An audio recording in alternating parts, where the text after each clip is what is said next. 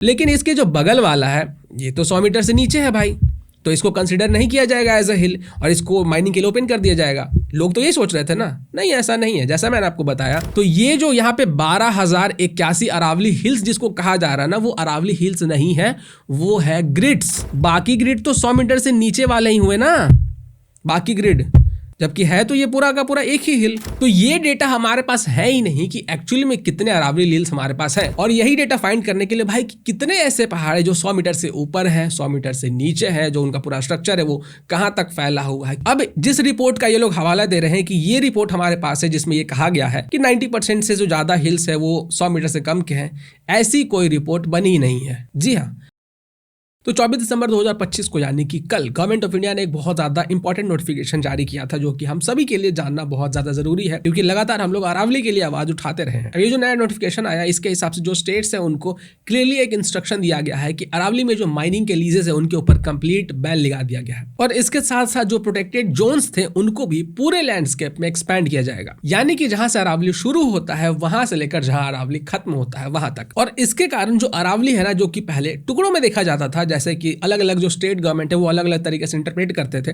तो अब इसको टुकड़े में नहीं देखा जाएगा, बल्कि गुजरात से लेकर दिल्ली एनसीआर तक एक सिंगल कंटिन्यूअस इकोलॉजिकल सिस्टम माना जाएगा। अब थोड़ा सा मैं आप लोगों का ध्यान खींचना चाहूंगा उस तरफ कि ये जो पूरा हंगामा है आखिर शुरू कहां से हुआ था, क्योंकि आज मैं कुछ चीजें आपके सामने लेकर आया हूं जो कि अभी तक किसी ने नहीं बताई है। और इन फैक्ट्स को जानने के बाद मैं दावे के साथ कह सकता हूं कि जितने भी लोग अरावली के लिए आवाज उठा रहे थे, हम लोग भी वीडियोस बना रहे थे, तो हम सब के लिए एक राहत की सांस है। मिथ वगैरह फैला दिया गया था कि लोग लिटरली समझ रहे थे कि पूरा का पूरा जो पहाड़ है वो खत्म ही हो जाएगा। तो ये जो पूरी कहानी है वो 20 नवंबर 2025 को शुरू हुई थी, जब सुप्रीम कोर्ट ने ministry of environment, forest and climate change की एक प्रपोजल को एक्सेप्ट किया था। अब इसमें एक 100 मीटर बेंचमार्क वाला पॉइंट था, जिसके बाद पूरा ये जो हो हल्ला है वो शुरू हुआ था। तो इस पॉइंट के कारण 90% जो हिल्स हैं उनको माइनिंग के लिए ओपन कर दिया जाएगा और अरावली बर्बाद हो जाएगा। हमें जानता हूं कि आपके मन में क्या आ रहा है, बट उसको थोड़ा सा होल्ड करके रखिए।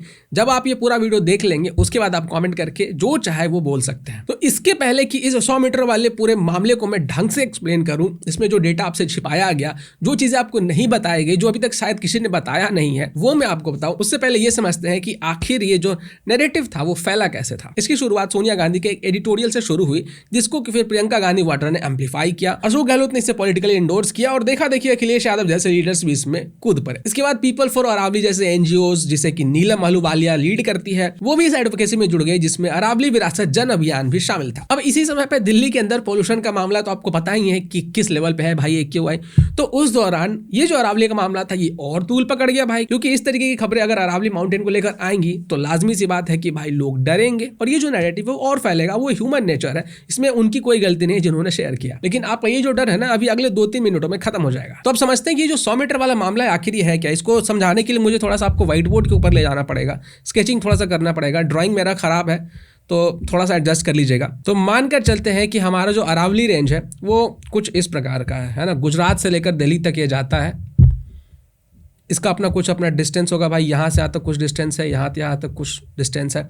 अब जो अरावली रेंजेस है वहाँ पे पहाड़ पे ज़रूरी तो है नहीं कि भाई ऐसा पहाड़ होगा, ऐसा पहाड़ होगा। अरावली रेंजेस के पहाड़ कुछ इस टाइप से हैं, ऐसे हो गया, ऐसे हो गया, ऐसे हो गया, ऐसे हो गया, ऐसे हो गया, ऐसे हो गया, है ना। फिर यहाँ से छोटा सा कोई हिल है, फिर यहाँ पे कोई बड़ा सा हिल है, छोटा सा हिल है, ऐसे।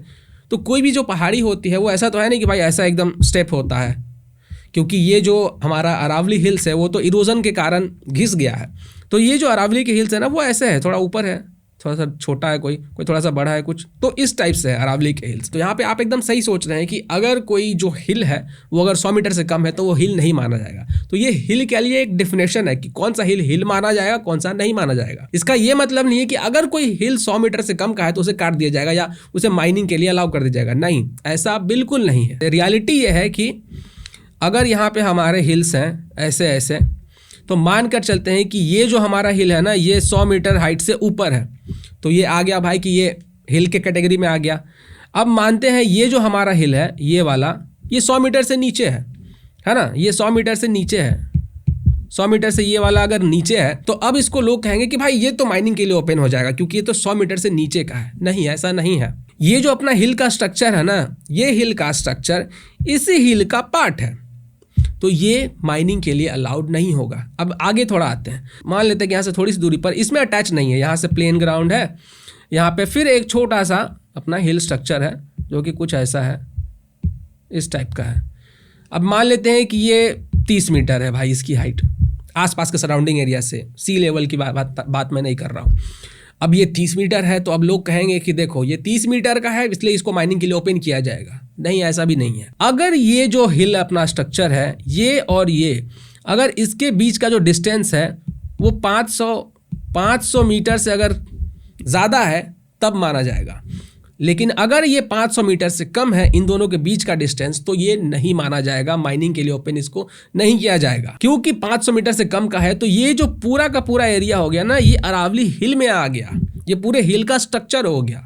इसको अगर और आसान भाषा में मैं समझाऊं तो मैं कुछ इसको ऐसे समझाऊंगा। मानकर चलिए कि हमारा जो अरावली हिल है ना वो एक सिटी है। आपको याद है ना, मिडिल ईस्ट में कहीं पे एक सिटी बनाया जाने वाला था जो शायद वर्टिकल उसको टाउन कह रहे थे, ऐसा कुछ एक लाइन की जैसा सिटी बनाया जाने वाला था। तो ऐसा एज्यूम कीजिए कि जो अरावली रेंज है ना हमारा पूरा का पूरा, तो वो ऐसा एक हमारा सिटी है ना, एक लंबा सा सिटी है। इसमें बहुत सारे बिल्डिंग्स हैं, बहुत सारे। कोई बिल्डिंग जो है वो 100 मीटर से ऊपर का है, कोई जो बिल्डिंग है वो 20 मीटर का है, कोई बिल्डिंग 200 मीटर का है भाई, कोई बिल्डिंग 30 मीटर का है।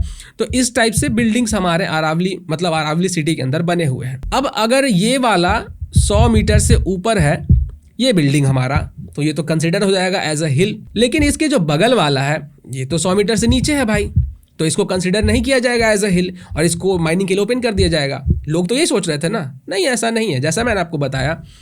क्योंकि ये जो बिल्डिंग है और ये जो बिल्डिंग है ये दोनों आसपास में है, 500 मीटर के रेडियस के अंदर में है।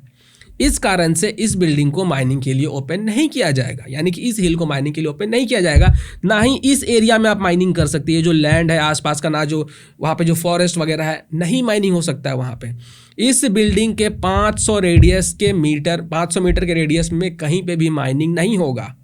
समझ रहे हैं? पूरा जो स्ट्रक्चर है वो सेव्ड है। अब यहाँ पे पॉइंट आता है, लोग कहेंगे कि भाई इतना बड़ा रेंज है भाई, इतने किलोमीटर्स में ये फैला हुआ है, 600-700 किलोमीटर में ये फैला हुआ है अरावली रेंज, तो ऐसा तो है नहीं कि भाई हर 500 मीटर पे एक ऐसी हिल वगैरह स्ट्रक्चर होगी जो कि 100 मीटर से ऊपर होगी। बिल्कुल, आपका सोचना एकदम सही है। और अब आपका क्वेश्चन आएगा कि भाई 90% से ज्यादा जो हिल्स है अरावली के अंदर वो तो 100 मीटर से कम में है, तो ये 500 मीटर के अंदर अगर नहीं आएगा तो वो तो ओपन कर दिया जाएगा माइनिंग के लिए। यहाँ पे मेरा सवाल है कि ये आपको कहाँ से पता चला कि जो अरावली के अंदर 90% हिल्स हैं वो 100 मीटर से कम के हैं? आप कहेंगे न्यूज़ आर्टिकल से, है ना। वो न्यूज़ आर्टिकल भी मैं आपको दिखा देता हूँ। द इन्वायरमेंट का ये एक आर्टिकल है, इसमें भी आप जब नीचे जाएंगे तो यहाँ पे मेंशन किया गया है, the clarification comes amid an ongoing debate triggered by a report published by the Indian express on November 27, which cited internal FSI documents and unnamed officials from the Union Environment Ministry. According to that report, only 1,048 out of 12,081 Aravali Hills formations, each 20 meter or higher and spread across 15 districts of Rajasthan and above 100 meters in height. इनका कहना है कि Indian express ने एक report छापा था जिसके हिसाब से 12,081 जो अरावली हिल्स फॉर्मेशंस हैं उसमें से 1,048 ऐसे हिल्स है जो कि इन शॉर्ट 100 मीटर के हाइट या उससे ऊपर के हाइट के हैं। मतलब कि 8.7% जो अरावली हिल्स हैं वो 100 मीटर से नीचे के हैं। ये जो डेटा इन्होंने दिया वो दिया इंडियन एक्सप्रेस के रिपोर्ट को कोट करते हुए। अब जो मैं अगला न्यूज़ आर्टिकल खोल रहा हूँ ये है बिजनेस स्टैंडर्ड का। यहाँ पे देखिए इन्होंने क्या लिखा हुआ है। According to an internal assessment by the Forest Survey of India, only 1,048 of 12,081 mapped hills, just 8.7% meet the 100 metre height criteria. मतलब वही सेम बात कि इंडियन एक्सप्रेस ने जो आर्टिकल लिखा है उसके हिसाब से 1,048 हिल्स ही ऐसे हैं जो कि 12,081 हिल्स में से, यानी कि 90% से भी ऊपर जो हिल्स है वो 100 मीटर से कम के हैं, तो उनको माइनिंग के लिए ओपन कर दिया जाएगा। सब जगह यही लिखा जा रहा है ना। अगला आर्टिकल मैं आपको दिखाता हूँ। द वायर में भी वही चीज लिखा गया है। द वायर भी कहता है, according to a report by Indian Express, internal documents of the Forest Survey of India showed that only 1,048 ऑफ 12,081 ब्ला ब्ला ब्ला ब्ला। वही सेम चीज लिखा गया है ना।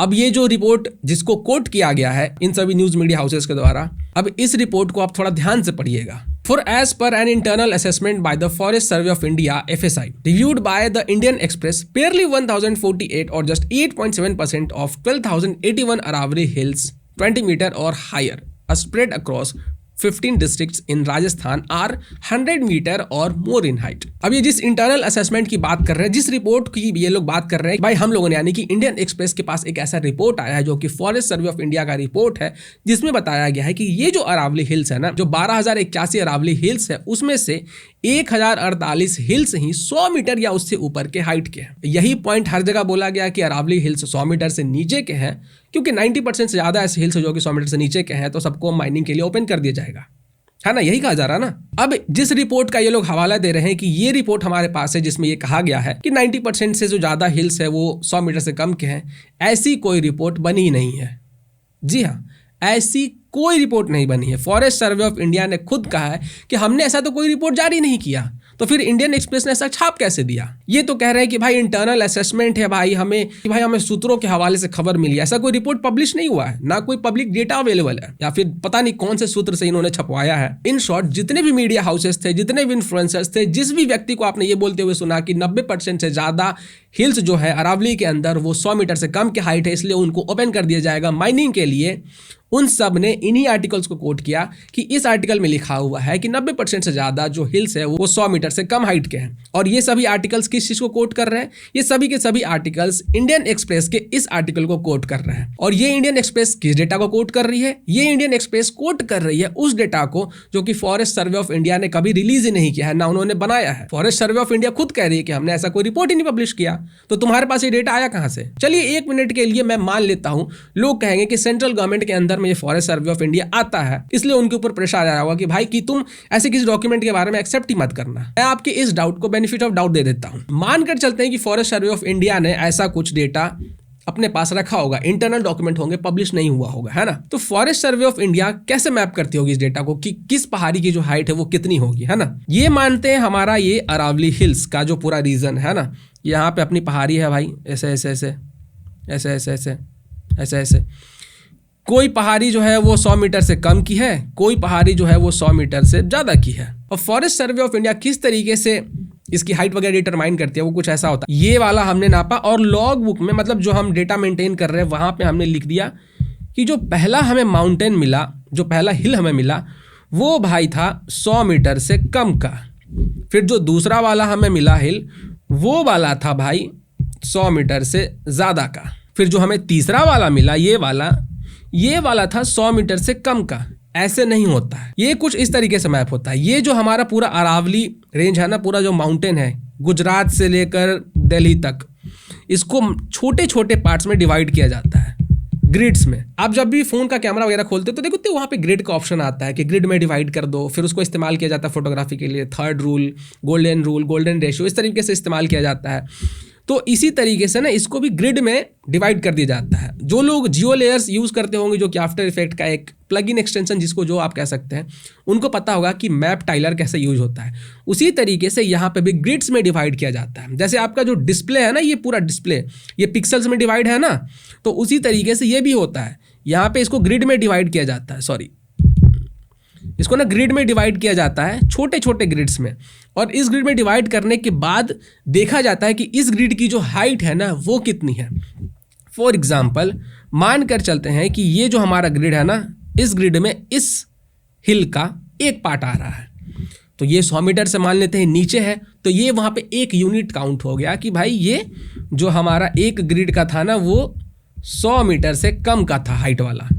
अब ये वाला जो हमारा ग्रिड है, ये वाला 100 मीटर से ज़्यादा है, वो ऐसे काउंट होगा कि भाई जो हमारा दूसरा ग्रिड था वो 100 मीटर से ज़्यादा हाइट वाला है। इस तरीके से ग्रिड्स में डिवाइड करके पूरा मैपिंग किया जाता है। तो ये जो यहाँ पे 12,081 अरावली हिल्स जिसको कहा जा रहा है ना, वो अरावली हिल्स नहीं है, वो है ग्रिड्स। और ये जो मैं आपको यहाँ पे दिखा रहा हूँ ना कि एक भाई अपना जो ये हिल है वे एक ग्रिड से बाहर जा रहा है, ऐसा ही होता है एक्चुअली में। ये जो ग्रिड्स बनाए जाते हैं ना वो छोटे छोटे होते हैं, ज़्यादा बड़े नहीं होते। अगर मैंने इसको कैलकुलेट करने की कोशिश किया कि ये जो 12,081 ग्रिड्स बनाए होंगे, यूनिट्स बनाए होंगे, जिसको कि स्ट्रक्चर कहा जा रहा है, तो ये जो 12,081 स्ट्रक्चर है, अगर इसको हम लोग डिवाइड करेंगे टोटल एरिया से अरावली के, तो एक मोटा मोटी हमें एक्यूरेट डिटेल्स तो नहीं मिलेंगे, एक मोटा मोटा आइडिया हम लोगों को मिल जाता है। इसको कैलकुलेट करने के बाद मुझे एक रफ आइडिया मिला कि 1 से 1.5 किलोमीटर का एक पैच हो, यानी कि एक जो अपना ग्रिड है वो 1 से 1.5 किलोमीटर लेंथ का होगा, यानी कि 1.3 किलोमीटर इंटू 1.3 किलोमीटर एवरेज लेकर चलते हैं। तो आपको क्या लगता है कि अरावली के जो पहाड़ वगैरह है वो एक जो पहाड़ है या जो एक हिल है वो इस एक पैच में आ जा रहा होगा? नहीं आ रहा होगा। अच्छा, ऐसा भी हो सकता है कि बहुत सारे छोटे होंगे जो कि एक पैच में एक से ज्यादा आ जा रहे होंगे, है ना। छोटे भी तो हो सकते हैं, बड़े अगर हो सकते हैं तो ये डेटा अगर हम मान कर भी चलेंगे तो ये इतने सारे हिल्स नहीं है जितना बताया गया है इस रिपोर्ट के अंदर। ये डेटा एक्यूरेट ही नहीं है। ये नापा गया है ग्रिड्स में, पैचेस में, ना कि वो माउंटेन्स को नापा गया है। तो अब यहाँ पर हम मान कर चलते हैं, इसको थोड़ा मैं साइड कर देता हूँ दूर, वापिस से एक बना लेते हैं। तो अब हम मान कर चलते हैं कि ये जो हमारा अरावली हिल्स में ग्रिड बना, ढेर सारा ग्रिड है ना। अब इस ग्रिड में हमारा एक माउंटेन कुछ ऐसा था, ऐसा तो है नहीं कि ऐसा होता है हमारा माउंटेन हमारा कुछ ऐसा होता है भाई, हट जा। माउंटेन हमारा कुछ ऐसा ऐसे कटा हुआ है ना, इरोजन के बाद बना है ना, तो इस टाइप से कुछ है भाई। यहाँ पे ऐसे ऐसे ऐसे, फिर यहाँ पे ऐसे है, फिर यहाँ पे ऐसे, फिर यहाँ पे ऐसे, इस टाइप से, है ना। तो एक जो माउंटेन का हमारा पूरा स्ट्रक्चर है ये वाला, ये एक से ज़्यादा ग्रिड में फैला हुआ है। अब इसका जो टिप है या जो हाईएस्ट पॉइंट है वो तो एक ही ग्रिड में आ रहा है, तो यही ग्रिड आएगा कि भाई यही 100 मीटर से सिर्फ ऊपर वाला ग्रिड है, तो इसको तो एक ही ग्रिड को ना बोला जाएगा कि एक ही ग्रिड जो है ऐसा 100 मीटर से ऊपर का है। बाकी ग्रिड तो 100 मीटर से नीचे वाले ही हुए ना, बाकी ग्रिड, जबकि है तो ये पूरा का पूरा एक ही हिल, इसी का सारा पूरा पार्ट है। तो ये कह देना कि भाई ये वाला जो ग्रिड है ना, ये एक पहाड़ हो गया, जो ये वाला है ये दूसरा पहाड़ हो गया, ये वाला एक तीसरा पहाड़ हो गया, ये वाला जो है ये एक चौथा पहाड़ हो गया। और क्योंकि पहला वाला जो था हमारा, जो दूसरा वाला, जो तीसरा वाला, जो चौथा वाला, इनमें से सिर्फ तीसरा वाला 100 मीटर से ऊपर का है, तो सिर्फ यही बचेगा, बाकी सबको माइनिंग के लिए ओपन कर दिया जाएगा। ये तो गलत है, वो तो पहाड़ है ही नहीं ना, वो तो एक स्ट्रक्चर था, वो तो एक ग्रिड था। तो ये डेटा हमारे पास है ही नहीं कि एक्चुअली में कितने अरावली हिल्स हमारे पास है, जहां तक मैं समझ पा रहा हूं। अगर मैं कहीं पे गलत हूं तो भाई मुझे कमेंट करके बताओ कि एक्चुअल डेटा किसके पास है। और यही डेटा फाइंड करने के लिए भाई कितने ऐसे पहाड़ है जो 100 मीटर से ऊपर है, 100 मीटर से नीचे है, जो उनका पूरा स्ट्रक्चर है वो कहां तक फैला हुआ है, कितने हिल स्ट्रक्चर है हमारे पास पूरे अरावली रेंज में। और इसी डेटा को फाइंड आउट करने के लिए ही सुप्रीम कोर्ट ने ये जजमेंट में कहा था कि भाई अभी कोई भी माइनिंग नहीं होगी। और इसी चीज के लिए सुप्रीम कोर्ट ने कहा कि FSI और बाकी के जितने भी एजेंसीज वगैरह हैं, जो ऑफिशियल्स वगैरह जो कुछ भी है, तमाम चीज़ें आप लोग जाइए और पहले ये कुछ पता कीजिए कि ये जो इतने सारे माउंटेन्स वगैरह है ना वो कितने हैं, कौन सा 100 मीटर के ऊपर है, कौन सा 100 मीटर के नीचे है, सब कुछ मैपिंग करके लाइए, सैटेलाइट का इस्तेमाल कीजिए। तब उसके बाद एक प्लान बनाया जाएगा कि कहाँ कहाँ पे माइनिंग अलाउ किया जा सकता है, कहाँ नहीं किया जाएगा। और ऑलरेडी इसमें सेंचुरी वगैरह आते हैं, बहुत सारे और भी रेस्ट्रिक्टेड एरिया जहाँ पे भी कंप्लीटली बैंड है, वहाँ पे तो माइनिंग हो ही नहीं सकता है। तो इसी डेटा को फाइंड आउट करने के लिए ही सुप्रीम कोर्ट ने कहा है कि भाई आप जाइए पहले पता कीजिए कि कहाँ कहाँ पे कितने माउंटेन्स हैं और कौन ऊपर है 100 मीटर से, कौन नीचे है। तब जाके प्लान बनेगा कि भाई कौन सा माइनिंग के लिए अवेलेबल होगा, कौन सा नहीं होगा। लेकिन ये बात किसी को पता ही नहीं है। इंडियन एक्सप्रेस कोर्ट रहा है कि हमारे पास इंटरनल डॉक्यूमेंट है जी, वो इंटरनल डॉक्यूमेंट का रिपोर्ट कभी पब्लिश हुआ ही नहीं है पब्लिक में, ना ही FSI ने ऐसा कोई रिपोर्ट बनाया है। और इसी इंडियन एक्सप्रेस के आर्टिकल को सभी लोग कोट करते जा रहे हैं, सारे इन्फ्लुएंसर्स बकते जा रहे हैं भाई 100 मीटर से नीचे है 90% के पहाड़ियां, इसलिए उनको माइनिंग के लिए ओपन कर दिया जाएगा। पहले जान तो ले भाई, कोर में तो पहुंच जा डेटा के। माइनिंग कर करके माफियाओं ने बर्बाद कर दिया पूरा अरावली को। हिल्स के हिल्स गायब होते जा रहे हैं, पुलिस ऑफिसर्स को मार दिया जाता है जब वो रोकने जाते हैं, ऑफिसर्स के ऊपर हमला हो जाता है, ब्लास्ट करके गांव के गांव खाली करवा दिया जाता है क्योंकि उनके घरों में क्रैक आ रहा है। और जब इनको रोकने के लिए इसके ऊपर सुनवाई होती है, सुप्रीम कोर्ट जजमेंट वगैरह देता है, तो सब कहने लगते हैं कि अरावली खतरे में आ गया है। अरावली को बचाना है, बिल्कुल बचाना है, लेकिन कम से कम करेक्ट डेटा के साथ तो आइए। मिनिस्ट्री का कहना है कि लीगल माइनिंग के लिए जो एरिया ओपन किया जाएगा वो अरावली के 1-2% के आसपास ही है। बट आपको उसका भी विश्वास नहीं करना है, लेकिन आपको उस चीज का, उस डेटा का विश्वास करना है जो कि एविडेंस वगैरह है ही नहीं, जिसके लिए ना ही ऐसा कोई रिपोर्ट बनाया गया। और ऐसे आर्टिकल को आप विश्वास भी कर रहे हैं जो कि अलग ही आर्टिकल को कोट किया जा रहा है। अब इसके साथ साथ एक और चीज ये क्लेम किया गया कि जो स्ट्रेटेजिक मिनरल्स है ना, उनको चुपके से माइनिंग करने के लिए दे दिया जाएगा। मतलब एक छिपे हुए रास्ते के थ्रू जो बड़े बिजनेसमैन हैं उनको माइनिंग करने की परमिशन दे दी जाएगी। अब देखिए फैक्ट ये है कि जो लिथियम है, जो ग्रेफाइट है और जो बाकी के रेयर मिनरल्स है वो ऐसे ही नहीं एक्सट्रैक्ट हो जाते हैं। अब अरावली केस में ये जो रेयर मिनरल्स है ना, इनके एक्सट्रैक्शन के लिए case by case scientific scrutiny होगी जो कि ICFR करेगी। और ऐसा नहीं है कि इसमें कोई भी ब्लैंकेट अप्रूवल दे दी जाएगा। मतलब ऐसा नहीं है कि कोई भी आएगा भाई उसको इसको अप्रूवल दे दिया जाएगा, जिसमें कि नेशनल पार्क्स आते हैं, वाइल्ड लाइफ सेंचुरीज आती है, रिजर्व फॉरेस्ट आते हैं, जैसे कि सरिस्का हो गया, रैंथमबोरो हो गया, mount Abu wild life zone हो गया। तो ऐसे जो की एरियाज है वो ऑलरेडी एक्सक्लूडेड है। यहाँ पे पेड़ काटना, कंस्ट्रक्शन करना, मिनरल एक्सट्रैक्शन कुछ भी परमानेंटली बैंड है। और एक छोटा सा चीज मुझे बताइए कि ऐसी क्या जरूरत पड़ गई थी सुप्रीम कोर्ट को कि अचानक से सुप्रीम कोर्ट को इस पूरे अरावली के मैटर को कोर्ट में घसीटना पड़ा? इसका जवाब है इल्लीगल माइनिंग। मैं बहुत बार बोल चुका हूं, फिर से वही बात बोलूंगा भाई, इल्लीगल माइनिंग धड़ल्ले से चल रहा था। ये जो इल्लीगल माफिया, इन्होंने माइनिंग कर करके कई पहाड़ तो गायब कर दिए। हालत ऐसी खराब हो गई कि सुप्रीम कोर्ट को बीच में आने पड़ा कि भाई सुप्रीम कोर्ट शॉक था कि इतने सारे पहाड़ गायब हो गए। और ये मैं आज की बात आपको नहीं बता रहा हूं, नहीं आपको 4 महीने पहले की बात बता रहा हूं, 1-2 साल पहले की मैं बात बता रहा हूं। सुप्रीम कोर्ट खुद शॉक्ड था कि इतने सारे पहाड़ ऐसे गायब कैसे हो गए। ये जो नया जजमेंट था वो तो पिछले महीने आया है ना, उसके पहले इतने सारे न्यूज कैसे आ रहे थे कि इलीगल माइनिंग से इतने सारी चीजें गायब हो गई। और अगर फिर भी किसी को विश्वास नहीं हो रहा है कि किस लेवल पे इलीगल माइनिंग चल रहा था, तो इन वीडियोस को थोड़ा देखिए। और आम आदमी सबको अरावली का ये सच हैरान कर देगा। अरावली के आंचल को पूरी तरह रेगिस्तान में तब्दील करने की साजिश हो रही है। यहाँ भी लोग हड़प लेते हैं, पहाड़ के पहाड़। रिपोर्ट देखिए। लेकिन इसी अरावली की पहाड़ियों को बिना डरे अरसे से अवैध खनन करते हुए माफियाओं ने इस तरीके से लूटा, पर सच यही, खनन तो रुका ही नहीं। और ये निशान गवाही देते हैं कैसे खनन हुआ। और मैं जानता हूं कि अभी भी बहुत सारे लोग होंगे जो नहीं ट्रस्ट करेंगे, कहेंगे भाई मैं इंडियन मीडिया का विश्वास नहीं करता हूं। ठीक है, ये DW का वीडियो है, उसका अपडेट खुद देख लीजिए, कितने साल पुराना है। रहे तथाकथित ठेकेदारों का काम बेरोक टोक जारी है। पिछले 2 दशकों में उनकी गतिविधियों की बदौलत अकेले हरियाणा राज्य और उत्तरी राजस्थान में 30 से ज्यादा पहाड़ियां खत्म हो चुकी हैं। पुलिस वाले इनके साथ में हैं और इनके साथ में मिलकर के काम करते हैं। जब ठेकेदार को ये कह देते हैं फोन करके कि हम आ रहे हैं, बंद कर दो मशीनें, वो के इस कदर दोहन के खिलाफ लड़ाई में जुटे हैं। ये पत्थर जो है अभी ग्रेट बनेगा, इसका इसी डस्ट बनेगी, इसी सैंड बनती है, जो सारा नोएडा।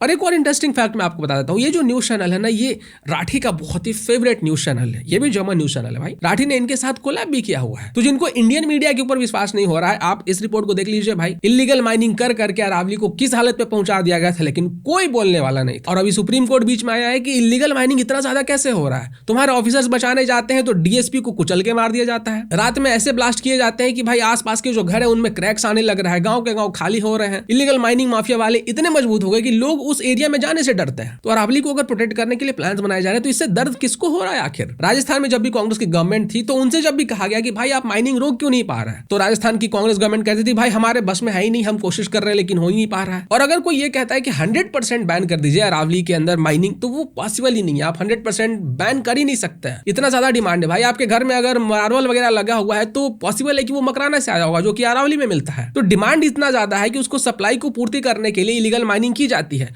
और इसी इलीगल माइनिंग को रोकने के लिए कि भाई लीगल माइनिंग हो, तरीके से माइनिंग हो, ऐसा नहीं कि जितना मन करे उतना माइनिंग कर ले। तो इसलिए गवर्नमेंट चाहती है कि प्लानिंग के तहत माइनिंग हो, और उस माइनिंग से जो पैसे आएंगे उसको वापस से प्लांटेशन वगैरह में इस्तेमाल किया जाएगा अरावली पे। और अगर फिर भी कोई कह रहा है कि नहीं भाई कंप्लीट बैन आप लगा दीजिएगा तो पूरा बंद हो जाएगा माइनिंग इलीगल, तो उसको भी मैं थोड़ा सा आईना दिखाना चाहूंगा कि इतने सालों से ब्लैंकेट बैन ही था, माइनिंग बैंड ही थी, लेकिन फिर भी माइनिंग हो रही थी ना। कितने सारे पहाड़ गायब हो गए, कितने सारे ऑफिसर्स के ऊपर हमला हो गया, बैन के बावजूद इतने सारे पहाड़ गायब हो गए। इसीलिए ये कदम सुप्रीम कोर्ट को उठाना पड़ा। अगर बैन से काम चल ही जाता तो ये पहाड़ों के जो नजारे आपको देखने के लिए मिल रहे हैं ये मिलते ही नहीं।